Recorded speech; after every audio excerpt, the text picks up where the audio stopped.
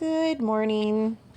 I wanted to share with you how to make air-dried porcelain clay today. It's really simple. It's just equal parts of cornstarch and glue. I like to sift my cornstarch into the container because it gets all the lumps out, which makes mixing the glue in a little bit easier. This is something that you want to make in advance because you're going to want it to sit. I mean, you can use it right away, but the consistency of the clay after it's sat for a couple hours is better. I normally like to do it overnight, but this is something that we're going to be using today. So I've sifted in a cup of cornstarch, and now I'm going to be adding a cup of glue. Why did I choose violence today and make a big mess on my table? Or on my stovetop? I have no idea. Normally, when I make this, I will mix it in, and I will do all the kneading and stuff or actually in the bowl, so that even when you're done, even the bowl is clean. You just have to rinse it out. Not a big deal. Chaos is who I am today, and I'm going to embrace it. I'm making multiple batches though as well, and I think that probably had something to do with it.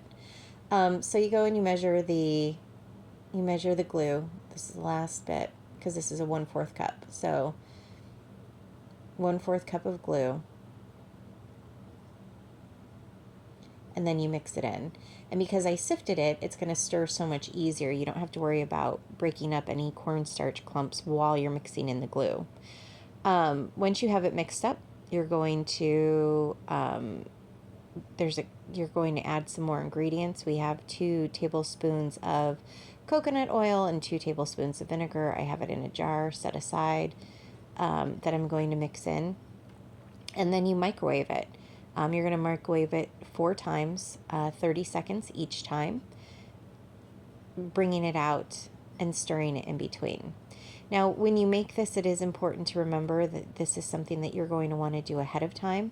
You can, I normally like to make it the day before, although Thomas and I are going to use this later today. I'm going to be making one of the kids build a Christmas presents.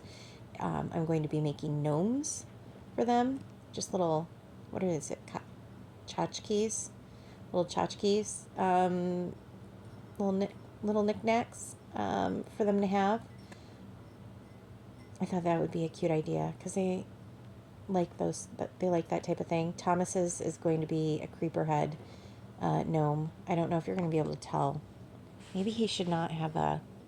Maybe he should just have a creeper head in a Santa hat. I think that's what we'll do. We'll do gnomes for the big kids, and then we'll just do a creeper head in a Santa hat, because he is obsessed with Minecraft. That's who he is as a person. And we support that in every way, shape, or form. So I think we're already on the second time that we've microwaved it. You're going to notice when we mix it together, even after the first time. Oh, this might be the third time. It's already starting to clump. Yeah. Maybe you guys are paying more attention than I am. I'm just babbling. So every time you go and you put it in for 30 seconds, you bring it out and you stir it. You're going to notice right away the first time that there's a little bit of a skin in, and you're going to mix it in each time. You'll notice that last time that I did it, I didn't worry about mixing all the clumps back in and together. And then all of a sudden, by the 4th time, it manifests into this really light, really fluffy dough. Now you're going to want to use additional cornstarch.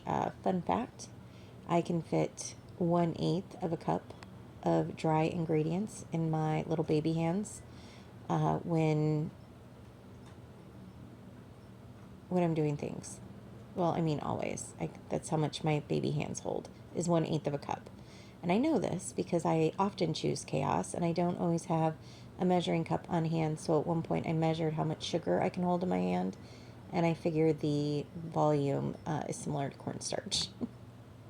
So every time you see me grab a handful of cornstarch, it's about 1/8 of a cup. So You're going to use an additional 1/8 to 1/4 of a cup of cornstarch. If you need a little bit more when you're mixing this, you're going to do so. This by far is probably one of the most tedious parts because you're going to knead it for 5 minutes and get all that cornstarch incorporated in so that it is not sticky.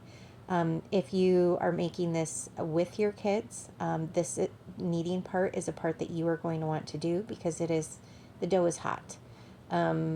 I cook all the time, and so I'm kind of used to it. But even being used to it, when you first start, you're like, ooh, that's a little bit uncomfy. But since you're kneading it for 5 minutes by 5 minutes, it's fine. It's not a big deal. Now, once you have everything all kneaded, you're going to go ahead and I like to form it in a little log. I guess you don't have to do a log. Oh, and I would also like to point out if you were kneading it in the bowl, all the bits and pieces, those would just have automatically been incorporated into that dough. But you can do like a little circle, or you can do a little log. You want to shape it into like a compact shape because that reduces the surface area that is being introduced to air when you're working with it. Then you're going to want to get a little bit more coconut oil. I did like a tablespoon, or not a tablespoon, a teaspoon's worth of coconut oil. I just put some in my hand, and then I used the heat of my hands to melt it. And you'll see there. And then I got a little bag. And then you just rub it down.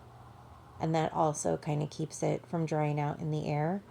And then you pop it in here. Now that all this stuff is made, later today, probably sometime tonight after like 8 hours have passed, we're going to do our arts and crafts. Like I said, I'm going to make gnomes. And this stuff dries really quickly. So you're going to see that this is going to be dry by like Tuesday, which will give me time to paint it before Christmas.